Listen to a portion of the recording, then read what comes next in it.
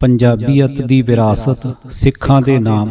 ਕਹਾਣੀ ਡੱਡੂ, ਬਗਲੇ ਅਤੇ ਮੱਛੀਆਂ ਦੀ। ਲੇਖਕ ਜਸਵੰਤ ਸਿੰਘ ਕੰਵਲ। ਦੇਸ਼ ਆਜ਼ਾਦ ਹੋਣ ਪਿੱਛੋਂ ਹਿੰਦੂਆਂ ਤੇ ਮੁਸਲਮਾਨਾਂ ਪੰਜਾਬੀ ਜ਼ਬਾਨ ਨੂੰ ਮਤਰੇਈ ਮਾਂ ਤੱਕ ਨਹੀਂ ਸਮਝਿਆ। ਮਜ਼ਹਬੀ ਜਨੂਨ ਨੇ ਅਸਲੋਂ ਮੱਤ ਮਾਰ ਛੱਡੀ।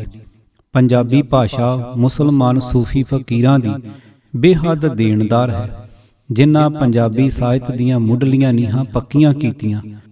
ਕੁਝ ਇੱਕ ਹਿੰਦੂ ਵੀਰਾਂ ਵੀ ਦੁਰਲੱਭ ਰਚਨਾਵਾਂ ਦਿੱਤੀਆਂ ਹਨ। ਉਹਨਾਂ ਦੋਹਾਂ ਧਿਰਾਂ ਦੇ ਸਤਿਕਾਰ ਵਿੱਚ ਪੰਜਾਬੀਅਤ ਦਾ ਸਦਾ ਸਿਰ ਝੁਕਿਆ ਰਹੇਗਾ। ਆਜ਼ਾਦੀ ਦੀ ਲੜਾਈ ਤਿੰਨਾਂ ਕੌਮਾਂ ਹੀ ਜਾਨ ਨਾਲ ਲੜੀ, ਪਰ ਸਿੱਖਾਂ ਦੀਆਂ ਕੁਰਬਾਨੀਆਂ ਬੇਮਿਸਾਲ ਸਨ। ਦੇਸ਼ ਨੂੰ ਵੰਡ ਕੇ ਕਾਂਗਰਸ ਤੇ ਮੁਸਲਿਮ ਲੀਗ ਨੇ ਕਾਲਾ ਇਤਿਹਾਸ ਸਿਰਜ ਦਿੱਤਾ। ਅਜਿਹੇ ਭੈੜੇ ਖੂਨੀ ਹਾਦਸੇ ਸਾਹਮਣੇ ਆਏ ਜਿਨ੍ਹਾਂ ਬਾਰੇ ਕਿਆਸ ਵੀ ਨਹੀਂ ਕੀਤਾ ਜਾ ਸਕਦਾ। ਪੰਜਾਬ ਤੇ ਬੰਗਾਲ ਸਿਰ ਤੋਂ ਪੈਰਾਂ ਤੱਕ ਅਸਲੋਂ ਚੀਰੇ ਗਏ। ਨਫ਼ਰਤ ਤਲਵਾਰ ਦੀ ਧਾਰ ਤੋਂ ਤੁਰਦੀ ਦਹਿਸ਼ਤ ਤੱਕ ਪਹੁੰਚ ਗਈ। ਸਭ ਤੋਂ ਮਾੜੀ ਗੱਲ ਇਹ ਹੋਈ, ਹਿੰਦੂ ਮੁਸਲਮਾਨ ਪੰਜਾਬੀਅਤ ਤੋਂ ਅਸਲੋਂ ਮੁਨਕਰ ਹੋ ਗਏ। ਜੋ ਮੇਰੇ ਸਾਹਮਣੇ ਵਾਪਰਿਆ ਏ, ਮੈਂ ਉਹੀ ਤਾਰੀਖੀ ਸੱਚ ਬਿਆਨ ਕਰ ਰਿਹਾ ਹਾਂ। ਕਸ਼ਮੀਰ ਦੀਆਂ ਭੀੜਾਂ ਤੇ ਲੜਾਈਆਂ ਪੈਣ ਸਮੇਂ ਮੋਰਚਿਆਂ ਉੱਤੇ ਬੋਲੇ ਸੋ ਨਿਹਾਲ ਦੇ ਨਾਅਰੇ ਗੂੰਜਦੇ ਰਹੇ। ਨੈ ਲੰਘੀ ਤੋਂ ਖਵਾਜਾ ਖਾਹ ਮਖਾਹ ਹੋ ਗਿਆ। ਇਸ ਵੰਡ ਨੇ ਸਿਰ ਨਹੀਂ ਵੱਢੇ, ਮਹਿਸੂਸ ਕਰਨ ਵਾਲੇ ਦਿਲ ਤੇ ਸਹੀ ਸੋਚ ਵਾਲੇ ਦਿਮਾਗ ਵੀ ਚੀਰ ਸੁੱਟੇ। ਸਿਰੋਂ ਨੰਗੀ ਹੋਈ ਮਾਂ ਸਿੱਖਾਂ ਦੇ ਬੂਹੇ ਆ ਡਿੱਗੀ, ਕਿਉਂਕਿ ਉਹ ਪੰਜਾਬ ਦੀ ਇੱਜ਼ਤ, ਕੁੜੀਆਂ ਚਿੜੀਆਂ ਦੇ ਰਖਵਾਲੇ ਰਹੇ ਸਨ। ਭਾਵੇਂ ਸਿੱਖ ਹੋਣ ਤੱਕ ਜ਼ਾਲਮਾਂ ਧਾੜਵੀਆਂ ਨਾਲ ਲੜਦੇ ਮਰਦੇ ਰਹੇ ਸਨ, ਪਰ ਉਹਨਾਂ ਨਿਆਸਰੀ ਹੋਈ ਮਾਂ ਨੂੰ ਗਲ ਲਾ ਲਿਆ। ਹਜ਼ਾਰਾਂ ਸ਼ਹੀਦੀਆਂ ਪਾਉਣ ਦੇ ਬਾਵਜੂਦ ਸਿੱਖਾਂ ਵਿੱਚੋਂ ਪੰਜਾਬੀ ਸੱਭਿਆਚਾਰ ਮਰਿਆ ਨਹੀਂ ਸੀ, ਸਗੋਂ ਸ਼ਹੀਦਾਂ ਦੇ ਲਹੂ ਕਾਰਨ ਗੁਲਾਬੋ ਗੁਲਜ਼ਾਰ ਸੁਗੰਧਤ ਸੀ। ਪਰ ਹਿੰਦੂ ਮੁਸਲਮਾਨਾਂ ਨੂੰ ਚੜ੍ਹੇ ਮਜ਼ਹਬੀ ਜਨੂਨ ਨੇ ਦੇਵਨਾਗਰੀ ਤੇ ਫਾਰਸੀ ਲਿਪੀਆਂ ਦੀਆਂ ਕਬਰਾਂ ਵਿੱਚ ਦਫਨ ਕਰ ਦਿੱਤਾ।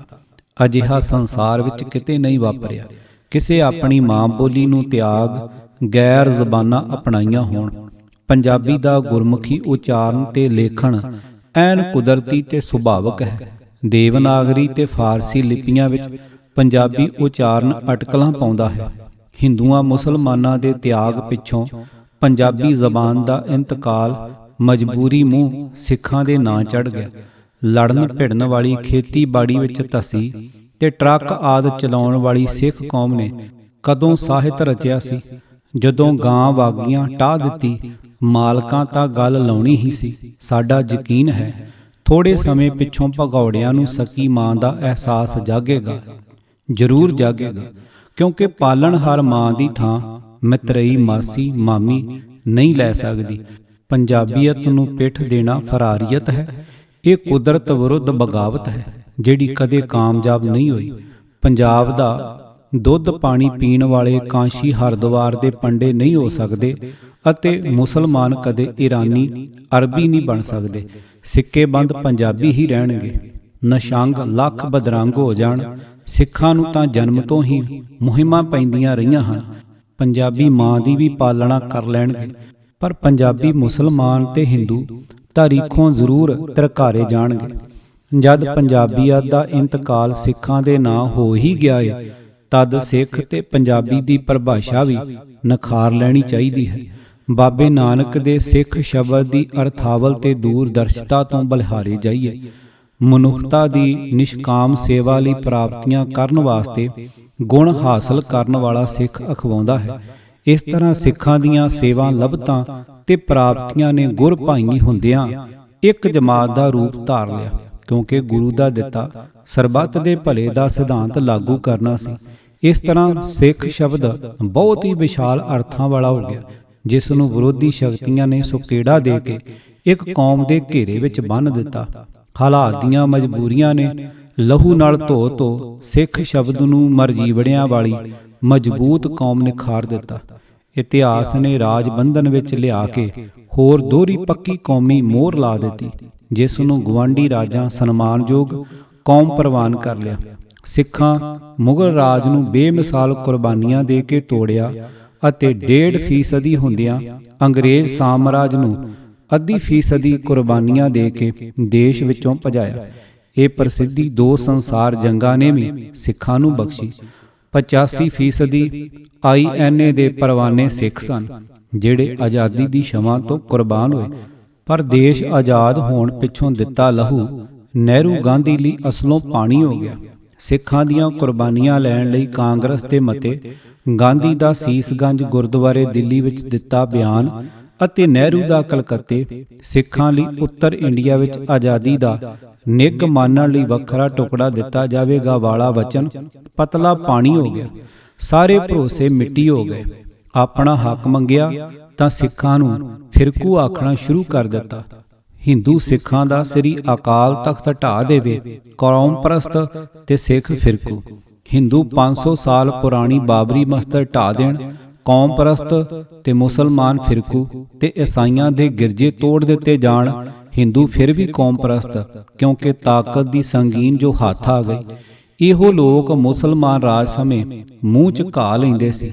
ਦੇਖੋ ਜ਼ਮਾਨੇ ਦੇ ਰੰਗ, ਜਿਨ੍ਹਾਂ ਆਜ਼ਾਦੀ ਲਈ ਚੀਚੀ ਤੇ ਲਹੂ ਦਾ ਤੁਬਕਾ ਤੱਕ ਨਹੀਂ ਦਿੱਤਾ, ਉਹ ਰਾਜ ਭਾਗ ਦੇ ਸਬਰਾ ਮਾਲਕ ਅਤੇ ਗੋਲੀਆਂ, ਫਾਂਸੀਆਂ ਤੇ ਉਮਰ ਕੈਦਾਂ ਕੱਟਣ ਵਾਲੇ ਫਿਰਕੂ ਤੇ ਗੁਲਾਮ। ਕੌਮੀ ਸੂਰਮੇ ਹੀ ਸੱਚ ਆਖਣਗੇ, ਰਾਣੀ ਅੱਗਾ ਟੱਕ।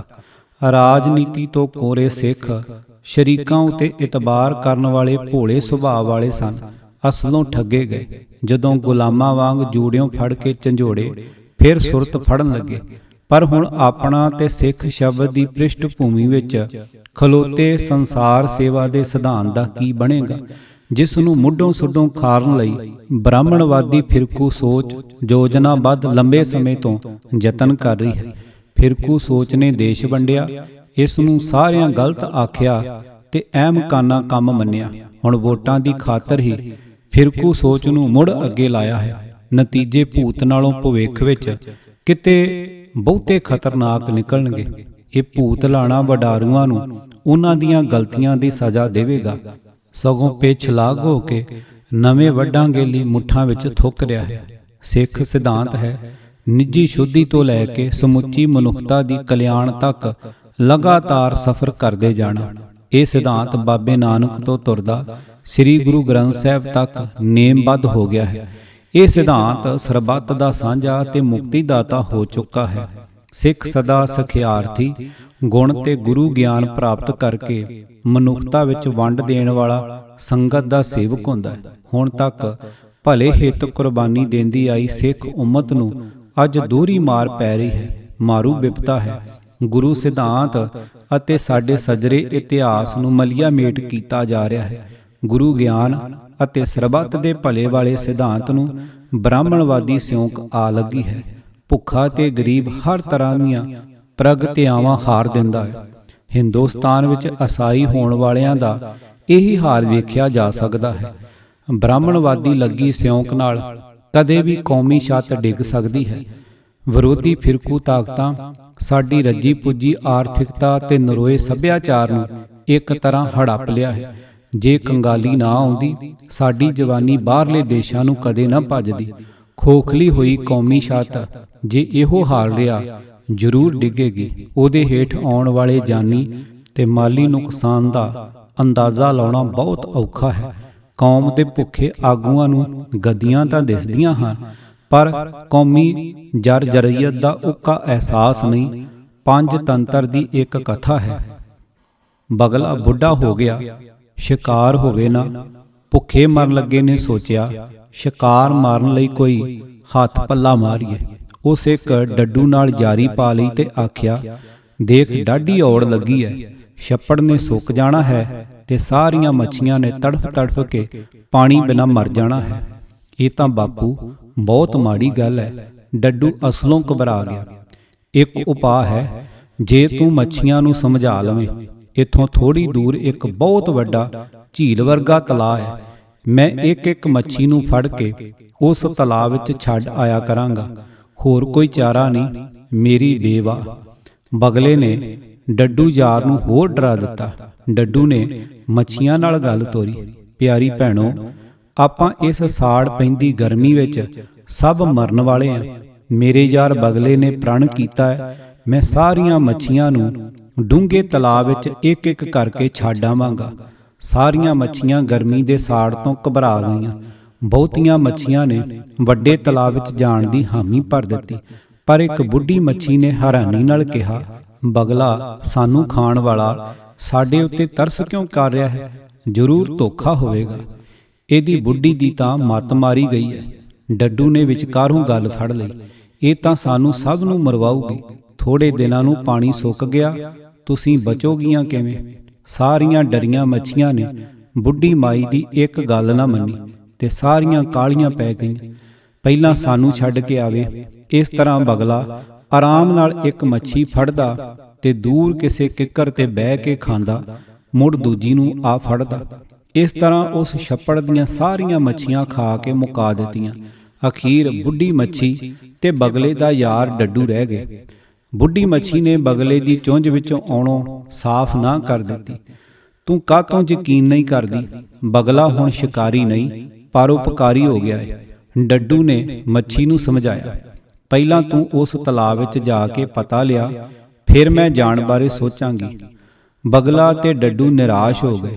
ਬਗਲੇ ਨੂੰ ਉਧਰ ਭੁੱਖ ਸਤਾ ਰਹੀ ਸੀ। ਉਸ ਆਖਿਆ, ਡੱਡੂ ਯਾਰਾ, ਤੂੰ ਮੇਰੇ ਨਾਲ ਚੱਲ ਕੇ ਆ ਤੇ ਬੁੱਢੀ ਮੱਛੀ ਦਾ ਭੁਲੇਖਾ ਦੂਰ ਕਰ ਦੇਵੇਂ।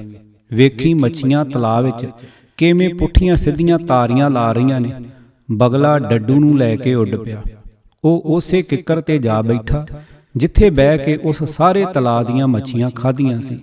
ਜਦੋਂ ਕਿੱਕਰ ਹੇਠਾਂ ਡੱਡੂ ਨੇ ਮੱਛੀਆਂ ਦੀਆਂ ਹੱਡੀਆਂ ਦੇ ਢੇਰ ਵੇਖੇ, ਇੱਕਦਮ ਕੁਰਲਾ ਉੱਠਿਆ। ਉਹ ਤੇਰੀ ਬੇਈਮਾਨਾ, ਯਾਰ ਬਣ ਕੇ ਦਗਾ ਕਮਾਇਆ। ਯਾਰ ਰਹਿ ਕੇ ਮੈਂ ਭੁੱਖਾ ਮਰਨਾ ਸੀ। ਬਗਲੇ ਨੇ ਡੱਡੂ ਨੂੰ ਪੰਜਿਆਂ ਹੇਠ ਦੱਬ ਕੇ ਚੁੰਝ ਨਾਲ ਪਾੜ ਸੁੱਟਿਆ। ਰਾਜਨੀਤੀ ਦਾ ਦਸਤੂਰ, ਤਕੜਾ ਮਾੜੇ ਨੂੰ ਮਾਰਦਾ ਤੇ ਖਾਂਦਾ ਹੈ। ਇਸ ਸੱਚ ਤੋਂ ਅੱਖਾਂ ਨਹੀਂ ਮੀਟੀਆਂ ਜਾਂਦੀਆਂ। ਜਿੱਥੇ ਤਕੜਾ ਹੁੰਦਿਆਂ ਵੀ ਉਸ ਦਾ ਬਲ ਨਾ ਪਵੇ, ਉੱਥੇ ਉਹ ਲਾਲਚ ਦੇ ਕੇ ਗਦਾਰਾਂ ਨੂੰ ਆਪਣੇ ਨਾਲ ਰਲਾਉਂਦਾ ਹੈ। ਰੱਬਾ, ਇਹਨਾਂ ਕਰ ਮਾਰੂ ਗਦਾਰਾਂ ਨੂੰ ਕੋਈ ਨਰਕ ਨਾ ਚੱਲੇ। ਦੇਖੋ ਯਾਰੋ, ਸਰਬੱਤ ਦੇ ਭਲੇ ਵਾਲੇ ਸਿਧਾਂਤ ਤੋਂ ਪੁੱਟ ਕੇ ਦੁਸ਼ਮਣ ਸਾਨੂੰ ਮਿੱਟੀ ਦੀਆਂ ਮੂਰਤੀਆਂ ਦੀ ਪੂਜਾ ਸਿਖਾ ਰਿਹਾ ਹੈ, ਜਿਸ ਰਾਹੀਂ ਅਸੀਂ ਸਦੀਆਂ ਪਹਿਲੋਂ ਲੰਘ ਆਏ ਹਾਂ। ਹਜ਼ਾਰਾਂ ਵਰ੍ਹੇ ਦੀ ਗੁਲਾਮੀ ਉਹਨਾਂ ਨੂੰ ਬੁਰੀ ਤਰ੍ਹਾਂ ਚੜ੍ਹਦੀ ਹੈ ਤੇ ਬਦਲੇ ਲੈ ਰਿਹਾ ਹੈ ਘੱਟ ਗਿਣਤੀਆਂ ਉੱਤੇ ਜ਼ੁਲਮ ਢਾ ਕੇ। ਹੋਰ ਸਪਸ਼ਟ ਕਰਾਂ, RSS, ਸ਼ਿਵ ਸੈਨਾ, ਬਜਰੰਗ ਦਲ, ਰਣਬੀਰ ਸੈਨਾ ਤੇ ਕਿੰਨੀਆਂ ਹੀ ਹਿੰਦੂ ਪ੍ਰੀਸ਼ਦਾਂ ਦੀਆਂ ਜਥੇਬੰਦੀਆਂ ਮਿਥ ਲਿਆ ਹੈ, ਜਿਹੜੇ ਉਹਨਾਂ ਵਿੱਚੋਂ ਨਿਕਲ ਕੇ ਹੋਰ ਧਰਮ ਧਾਰ ਬੈਠੇ ਐ। ਸਭ ਨੂੰ ਹਰ ਤਰੀਕੇ ਨਾਲ ਆਪਣੇ ਵਿੱਚ ਸਮਾ ਲੈਣਾ ਹੈ। ਇਹ ਪੱਥਰ ਜੋ ਕੋ ਤੁਰਿਆ ਆਉਂਦਾ ਅੰਧ ਵਿਸ਼ਵਾਸ ਸੈਂਸੀ ਯੁੱਗ ਵਿੱਚ ਜਾਗਦੇ ਸਿੱਖਾਂ ਨੂੰ ਪੈਂਦ ਪਾਇਆ ਲੋੜਦਾ ਹੈ। ਆਪ ਤਾਂ ਅੰਧ ਵਿਸ਼ਵਾਸ ਦੀ ਦਲਦਲ ਵਿੱਚ ਖੁੱਬੇ ਹੀ ਹੈ, ਸਾਨੂੰ ਵੀ ਹਰੇਕ ਝਾਂਸੇ ਨਾਲ ਵਿੱਚ ਡੇਗੂ ਹੈ। ਉਲਟੀ ਗੰਗਾ ਪਹਾੜ ਨੂੰ ਸਾਡੇ ਗੁਰੂਆਂ ਤੇ ਇਤਿਹਾਸ ਸਿਰਜਕਾਂ ਸਿੱਖ ਸਿਧਾਂਤ ਦੀ ਸਥਾਪਤੀ ਲਈ ਕਿੰਨੇ ਹੀ ਘੱਲੂ ਘਾਰੇ ਚੱਲੇ, ਪੁੱਠੀਆਂ ਖੱਲਾਂ ਲੁਹਾਈਆਂ ਤੇ ਆਰਿਆਂ ਨਾਲ ਚੀਰੇ ਗਏ। ਅਸੀਂ ਅਜਿਹੀਆਂ ਹੌਲਨਾਕ ਬਰਬਾਦੀਆਂ ਵਿੱਚੋਂ ਸਾਬਤ ਸਬੂਤ ਨਿਕਲੇ ਹਾਂ। ਸਾਡੇ ਇਤਿਹਾਸ ਦਾ ਸੂਰਜ ਪੂਰੀ ਆਨ ਸ਼ਾਨ ਨਾਲ ਲਿਸ਼ਕ ਰਿਹਾ ਹੈ। ਸਾਡਾ ਸਿਦਕ ਅਡੋਲ ਹੈ। ਸਾਡੀਆਂ ਕੁਰਬਾਨੀਆਂ ਦੇ ਨਤੀਜੇ ਲੋਕਾਂ ਸਾਹਮਣੇ ਹਨ। ਮਨੁੱਖਤਾ ਦੀ ਸੇਵਾ ਲਈ ਸਿੱਖ ਕੌਮ ਅੱਜ ਵੀ ਤਤਪਰ ਹੈ। ਸਰਬੱਤ ਦੇ ਭਲੇ ਤੋਂ ਸਿੱਖ ਸਿਧਾਂਤ ਵੱਖ ਨਹੀਂ ਹੋ ਸਕਦਾ। ਸਿਧਾਂਤ ਮੁੱਢ ਹੈ, ਸਿੱਖੀ ਉਹਦੀਆਂ ਡਾਲਾਂ। ਸਿਧਾਂਤ ਆਤਮਾ ਹੈ ਤੇ ਸਿੱਖੀ ਉਸ ਦਾ ਤੁਰਦਾ ਫਿਰਦਾ ਸਰੀਰ। ਇੱਕ ਦੀ ਮੌਤ, ਦੂਜੇ ਦਾ ਘਾਤ, ਸਮਝੋ ਦੋਵੇਂ ਇੱਕ ਜਾਨ। ਸੋ ਸਿੱਖ ਸਿਧਾਂਤ ਬਿਨਾਂ ਨਹੀਂ ਜੀ ਸਕਦਾ ਤੇ ਸਿਧਾਂਤ ਸਿੱਖ ਬਿਨਾਂ ਮਨੁੱਖਤਾ ਦੀ ਸੇਵਾ ਨਹੀਂ ਕਰ ਸਕਦਾ। ਇਹਨਾਂ ਵਿੱਚ ਦਰਾੜ ਦੇਣ ਵਾਲਾ ਚਾਣਕੀਆ ਕੁਤਰ ਵਿਧੀਆਂ ਨਾਲ ਸਾਡਾ ਵਿਨਾਸ਼ ਕਰਨ ਵਾਲਾ ਹੈ। ਸਿਧਾਂਤ ਕਾਇਮ ਹੈ ਤਾਂ ਸਿੱਖੀ ਵਧੇ ਫੁੱਲੇਗੀ। ਗੁਰੂ ਸਿਧਾਂਤ ਦੀ ਸਥਾਪਤੀ ਲਈ ਸਿੱਖੀ ਹਰ ਕੁਰਬਾਨੀ ਦਿੰਦੀ ਆਈ ਹੈ। ਆਰੰਭੀ ਦੀਆਂ ਖਰਬੀਆਂ ਧਾਰਾਂ ਤੇ ਆਰੇ ਦੇ ਤਿੱਖੇ ਦੰਦੇ ਕੁਰਬਾਨੀ ਦੇ ਜਜ਼ਬੇ ਨੂੰ ਜ਼ਰਬਾ ਦਿੰਦੇ ਆਏ ਹਨ। ਸੋ ਇਹ ਰਿਹਾ ਗੁਰੂ ਸਿਧਾਂਤ ਦਾ ਪਰਪੱਕ ਇਤਿਹਾਸਕ ਰਿਸ਼ਤਾ। ਚਾਣਕੀਆ ਅੱਜ ਸਿੱਖ ਤੇ ਪੰਜਾਬੀ ਸ਼ਬਦਾਂ ਵਿੱਚ ਜ਼ਹਿਰ ਭਿੱਜੀ ਫਿਰਕੂ ਛੁਰੀ ਫੇਰ ਰਿਹਾ ਹੈ। ਸ਼ੈਤਾਨ ਨੇ ਮਨੁੱਖੀ ਸੁੱਖ ਸ਼ਾਂਤੀ ਵਾਲਾ ਕੰਮ ਤਾਂ ਕਰਨਾ ਨਹੀਂ, ਉਹ ਮਨੁੱਖਵਾਦੀ ਸਿੱਖੀ ਨੂੰ ਤਾਕਤ ਤੇ ਗਲਤ ਪ੍ਰਾਪੇ ਗੰਡੇ ਦੇ ਜ਼ੋਰ ਫਿਰਕੂ ਸਾਬਤ ਕਰਨ ਤੇ ਦੁਹਾਈਆਂ ਪਿੱਟ ਰਿਹਾ ਹੈ। ਸਦੀਆਂ ਦਾ ਸੁੱਤਾ ਪੱਥਰਾਂ ਨਾਲ ਮੱਥਾ ਮਾਰਦਾ ਸਾਨੂੰ ਸਬਕ ਦੇ ਰਿਹਾ ਹੈ। ਵਿਧਾਨ ਵਿੱਚ ਸਾਨੂੰ ਕੌਮ ਨਾ ਮੰਨ ਕੇ ਬਚਨਾਂ ਇਕਰਾਰਾਂ ਤੋਂ ਕੌਣ ਭੱਜਾ ਹੈ। ਸਿਆਸਤ ਵਿੱਚ ਉਧਾਰ ਦਾ ਕੀ ਕੰਮ, ਨਕਦ ਮੁਨਕ ਦੀ ਚੁਕਤਾ ਸੌਦਾ ਹੈ। ਸਿੱਖ ਇੱਕ ਮੁਕੰਮਲ ਕੌਮ ਹੈ, ਅੰਗਰੇਜ਼ ਨੇ ਵੱਜਦੇ ਵਾਜੀ ਮੰਨਿਆ। ਇਤਿਹਾਸ ਤੇ ਸਿੱਖ ਰਾਜ ਪੱਕੀਆਂ ਗਵਾਹੀਆਂ ਹਨ। ਝੂਠਿਆਂ ਦਾ ਝੂਠਾ ਤੇ ਠੱਗਾਂ ਦਾ ਠੱਗ ਚਾਣਕੀਆ ਨਾ ਵੀ ਮੰਨੇ, ਸੱਚ ਨੂੰ ਕੋਈ ਫਰਕ ਨਹੀਂ ਪੈਂਦਾ। ਸਾਡੀ ਖੁੱਲੀ ਡੁੱਲੀ ਪੰਜਾਬੀ ਬੋਲੀ ਦੁਨੀਆ ਵਿੱਚ 12ਵਾਂ ਸਥਾਨ ਰੱਖਦੀ ਹੈ। ਇਸ ਦਾ ਸੱਭਿਆਚਾਰ ਫੋਕਲੋਰ ਵਿੱਚ ਸੁਗੰਧੀਆਂ ਵੰਡ ਰਿਹਾ ਹੈ। ਪੰਜਾਬ ਦੀ ਧਰਤੀ ਤੇ ਦਰਬਾਰ ਸਾਹਿਬ, ਤਖਤ ਸਾਹਿਬਾਨ ਇਸ ਦਾ ਮਾਣ ਸਵੈਮਾਨ ਸਿਰ ਉੱਚਾ ਕਰ ਰਹੇ ਹਨ। ਗੁਰੂ ਦਾ ਨਨਕਾਣਾ, ਫਰੀਦ ਦਾ ਪਾਕਪਟਨ, ਦੁੱਲੇ ਦੀ ਸਾਂਦਲਬਾਰ ਤੇ ਮਹਾਰਾਜਾ ਰਣਜੀਤ ਸਿੰਘ ਦਾ ਤਖਤ ਲਾਹੌਰ ਸਾਹਮਣੇ ਹੈ, ਜਿਸ ਜਮਰੌਦ ਦੇ ਕਿਲੇ ਤੱਕ ਧਾਕਾਂ ਪਾਈਆਂ। ਪੰਜਾਬ ਦੀ ਹਬੀ ਨਬੀ ਵਿੱਚ ਸਿੱਖਾਂ ਤੋਂ ਬਿਨਾਂ ਮਰਨ ਵਾਲਾ ਸਾਨੂੰ ਕੋਈ ਨਹੀਂ ਦਿਸਦਾ। ਫਿਰਕੂ ਆਰੀਆ ਸਮਾਜੀਆਂ ਪੰਜਾਬੀ ਮਾਂ ਨੂੰ ਬੇਦਾਵਾ ਦਿੱਤਾ। ਮੁਸਲਮਾਨਾਂ ਉਰਦੂ ਨਾਲ ਨਾਤਾ ਜੋੜ ਲਿਆ। ਉਰਦੂ ਪਾਕਿਸਤਾਨ ਦੇ ਕਿਸੇ ਹਿੱਸੇ ਵਿੱਚ ਵੀ ਨਹੀਂ ਬੋਲੀ ਜਾਂਦੀ। ਪੰਜਾਬੀ ਮਾਂ ਤਾਂ ਸਾਰਿਆਂ ਤੋਂ ਛੋਟੇ ਪੁੱਤਰ ਦੀ ਹੋ ਕੇ ਰਹਿ ਗਈ ਹੈ। ਸਿੱਖਾਂ ਪੰਜਾਬੀ ਦਾ ਮਾਣ ਵਧਾਇਆ ਅਤੇ ਆਪਣਾ ਈਮਾਨ ਨਹੀਂ ਛੱਡਿਆ। ਇਹ ਹਕੀਕਤ ਹੈ। ਪੰਜਾਬੀ ਕੌਮੀਅਤ ਦੇ ਅਸਲ ਵਾਰਸ ਸਿੱਖ, ਮਜ਼੍ਹਬੀ ਸਿੱਖ ਤੇ ਰਮਦਾਸੀਏ ਭਾਈ ਹੀ ਰਹਿ ਗਏ ਹਨ। ਹਿੰਦੀ, ਸੰਸਕ੍ਰਿਤ ਤੇ ਉਰਦੂ ਵਾਲੇ ਪੰਜਾਬੀ ਦੁੱਧ ਵਿੱਚ ਕਾਂਜੀ ਘੋਲ ਰਹੇ ਹਨ। ਹਾਂ ਬਈ, ਸ਼ੈਤਾਨ ਦੇ ਰੰਗੀ ਵਸਦੇ ਪੰਜਾਬ ਦੇ ਵਿਹੜੇ ਵਿੱਚ ਸੇਧ ਦਾ ਤਕਲਾ ਆ ਗੱਡਿਆ ਹੈ। ਸੋ ਸਿੱਖਾਂ ਨੂੰ ਹੁਣ ਆਪਣੇ ਕੌਮੀ ਘਰ ਦੀਆਂ ਜੜ੍ਹਾਂ ਮਜ਼ਬੂਤ ਕਰਨ ਦੀ ਮੁਹਿੰਮ ਵਿੱਢਣੀ ਚਾਹੀਦੀ ਹੈ। ਵਿਧਾਨ ਵਿੱਚ ਫੈਡਰਲ ਢਾਂਚੇ ਦੀ ਮੱਦ ਪਾਸ ਕੀਤੀ ਹੋਈ ਹੈ। ਉਸ ਨੂੰ ਲਾਗੂ ਕਰਵਾਉਣ ਲਈ ਦੂਜੇ ਸਾਰੇ ਰਾਜਾਂ ਤੇ ਘੱਟ ਗਿਣਤੀਆਂ ਨੂੰ ਨਾਲ ਜੋੜ ਕੇ ਹਿੰਦੁਸਤਾਨ ਗੀਰ ਮਜ਼ਬੂਤ ਸੰਸਥਾ ਖੜੀ ਕੀਤੀ ਜਾਵੇ। ਕਾਂਸ਼ੀ ਕਰਵਤ ਵਾਲੇ ਚਾਣਕੀਆ ਤੋਂ ਬਚਿਆ ਹੀ ਤਦ ਜਾ ਸਕਦਾ ਹੈ ਜੇ ਹੋਰ ਰਾਜਾਂ ਤੇ ਸਾਰੀਆਂ ਘੱਟ ਗਿਣਤੀਆਂ ਦੀ ਤਾਕਤ ਬਣਾ ਕੇ ਚਟਾਨ ਖੜੀ ਕੀਤੀ ਜਾਵੇ। ਬਹੁਤ ਸਾਰੇ ਅਫਰੀਕੀ ਦੇਸ਼ਾਂ ਦੀਆਂ ਕੌਮੀਅਤਾਂ ਹੀ ਗਵਾਚ ਗਈਆਂ ਹਨ। ਯੂਪੀ, ਬਿਹਾਰ ਸਾਡੇ ਉੱਤੇ ਇਸੇ ਕਾਰਨ ਚਾੜੇ ਜਾ ਰਹੇ ਹਨ। ਖਤਰੇ ਦੀਆਂ ਘੰਟੀਆਂ ਵੱਜ ਰਹੀਆਂ ਹਨ ਤੇ ਸਾੜ ਸਤੀ ਤਖਤੇ ਭੰਨ ਰਹੀ ਹੈ। ਜਦੋਂ ਪੰਜਾਬ ਘੱਟ ਗਿਣਤੀ ਵਿੱਚ ਹੋ ਗਿਆ, ਉਦੋਂ ਹੀ ਪੰਜਾਬੀਆਂ ਤੇ ਭਾਈਆਂ ਦੇ ਫਸਾਦ ਸ਼ੁਰੂ ਹੋ ਜਾਣੇ ਹਨ। ਸੈਂਟਰ ਸਰਕਾਰ ਉਹਨਾਂ ਦੀ ਪਿੱਠ ਪੂਰੇਗੀ ਤੇ ਫਿਰ ਜੱਜਾਂ ਦੇ ਫੈਸਲੇ ਮੰਨਣ ਲਈ ਹਰ ਸੂਰਤ ਮਜਬੂਰ ਹੋਣਾ ਪਵੇਗਾ। ਦਿੱਲੀ, ਕਾਨਪੁਰ ਤੇ ਬਕਾਰੋ ਆ ਥਾਵਾਂ ਤੇ ਮਾਰੇ ਗਏ ਬੇਗੁਨਾਹ ਸਿੱਖਾਂ ਦੇ ਇੱਕ ਵੀ ਕਾਤਲ ਨੂੰ ਸਜ਼ਾ ਨਹੀਂ ਹੋਈ। ਤੂਫਾਨ ਮਾਰੋ ਮਾਰ ਕਰਦਾ ਚੜ੍ਹਿਆ ਆ ਰਿਹਾ ਹੈ। ਉਹਦੀ ਰੋਕਥਾਮ ਦੇ ਉਪਰਾਲੇ ਹੁਣੇ ਕੀਤੇ ਜਾਣੇ ਚਾਹੀਦੇ ਹਨ। ਇਹ ਇਸਰਾਈਲੀ ਕੌਮ ਹੀ ਸੀ ਜਿਹੜੀ ਘੱਟ ਗਿਣਤੀ ਹੁੰਦੀ ਸਾਰੇ ਅਰਬਾਂ ਦੇ ਵਿਚਕਾਰ ਆਪਣਾ ਕੌਮੀ ਘਰ ਬਣਾ ਕੇ ਬਹਿ ਗਈ ਹੈ। ਪੰਜਾਬ ਤੋਂ ਵਿਦੇਸ਼ਾਂ ਨੂੰ ਜਾਣ ਵਾਲਿਓ, ਬਾਕੀ ਪੰਜਾਬ ਉੱਤੇ ਦੁਸ਼ਮਣਾਂ ਦੀਆਂ ਇੱਲਾਂ ਭੌਂ ਰਹੀਆਂ ਹਨ। ਡਾਲਰਾਂ ਤੇ ਪੌਂਡਾਂ ਦੀ ਚਮਕ ਵਿੱਚ ਅੰਨੇ ਹੋਏ ਪੰਜਾਬੀਓ, ਹਮੇਸ਼ਾ ਲਈ ਅੰਨੇ ਹੋ ਜਾਓਗੇ। ਆਪਣੇ ਕੌਮੀ ਘਰ ਬਿਨਾਂ ਕੋਈ ਕੌਮ ਕਦੇ ਜਿਉਂਦੀ ਨਹੀਂ ਰਹੀ। ਜਿਹੜੇ ਤੁਹਾਨੂੰ ਕੌਮ ਨਹੀਂ ਮੰਨ ਰਹੇ, ਉਹ ਤੁਹਾਡਾ ਖੁਰਾ ਖੋਜ ਮਿਟਾ ਦੇਣਗੇ। ਭਾਨੇ ਦੀਆਂ ਲਲਕਾਰਾਂ ਸੁਣੋ ਤੇ ਸੰਭਲ ਜਾਓ। ਦੌਲਤ ਤੇ ਲਾਲਚ ਵਿੱਚ ਤੁਸੀਂ ਆਪਾ ਹੀ ਨਹੀਂ ਗਵਾ ਰਹੇ, ਸਗੋਂ ਗੁਰੂ ਸਿਧਾਂਤ ਵੀ ਦਾਅ ਤੇ ਲਾ ਕੇ ਹਾਰ ਰਹੇ ਹੋ। ਜਿਨ੍ਹਾਂ ਵਿਸ਼ਾਲ ਬੁੱਧ ਤੇ ਜੈਨ ਧਰਮਾਂ ਨੂੰ ਖਾ ਕੇ ਡਕਾਰ ਤੱਕ ਨਹੀਂ ਮਾਰਿਆ, ਤੁਸੀਂ ਉਹਨਾਂ ਅੱਗੇ ਕੁਝ ਵੀ ਨਹੀਂ ਹੋ। ਤਾਕਤ ਦੇ ਬਲਬੂਤੇ ਇਹਨਾਂ ਸਾਨੂੰ 2 ਕਰੋੜ ਨੂੰ ਪਹਿਲੀ ਝੱਸੀ ਵਿੱਚ ਹੀ ਰਗੜ ਦੇਣਾ ਹੈ। ਸੋ ਬੜਾਂ ਤੇ ਦਮਗਜ਼ੇ ਮਾਰਨੇ ਛੱਡੋ ਤੇ ਕੰਧ ਉੱਤੇ ਲਿਖਿਆ ਪੜੋ। ਦੁਸ਼ਮਣ ਉਹ ਕੌਮ ਹੈ ਜਿਹੜੀ ਸਾਰੀ ਉਮਰ ਗੁਰੂ ਕਿਆਂ ਦਾ ਖਾਂਦੀ ਰਹੀ ਤੇ ਵਕਤ ਪੈਣ ਉੱਤੇ ਸਰਹੰਦ ਦੇ ਸੂਬਾ ਵਜੀਦ ਖਾਂ ਦੇ ਜਾ ਪੇਸ਼ ਹੋਈ ਸੀ। ਛੋਟੇ ਸਾਹਿਬਜ਼ਾਦਿਆਂ ਨੂੰ ਨੀਹਾਂ ਵਿੱਚ ਚਿਣਵਾਉਣ ਵਿੱਚ ਕਿਹਦਾ ਹੱਥ ਸੀ? ਇਹਨਾਂ ਚਾਣਕੀਆਂ ਵਾਸਤੇ ਸਿੱਖਾਂ ਕਿੱਥੇ ਕਿੱਥੇ ਕੁਰਬਾਨੀਆਂ ਨਹੀਂ ਦਿੱਤੀਆਂ। ਸੋ ਗੁਰੂ ਸਿਧਾਂਤ ਬਚਾਓ, ਮੁੜ ਉਸ ਦੇ ਆਸਰੇ ਖੁਦ ਬਚੋ, ਫਿਰ ਹੀ ਬਾਕੀ ਮਨੁੱਖਤਾ ਦੀ ਸੇਵਾ ਕਰ ਸਕੋਗੇ। ਜ਼ੋਰ ਤੇ ਜੁਗਤੀ ਦਾ ਵਿਆਹ ਕਰੇ ਬਿਨਾ ਕਿਵੇਂ ਵੀ ਨਹੀਂ ਸਰਨਾ। ਹਵਾਲਾ ਕੌਮੀ ਵਸੀਹਤ, ਆਵਾਜ਼ ਭਾਈ ਗੁਰਜੰਟ ਸਿੰਘ ਰੂਪੋਵਾਲੀ।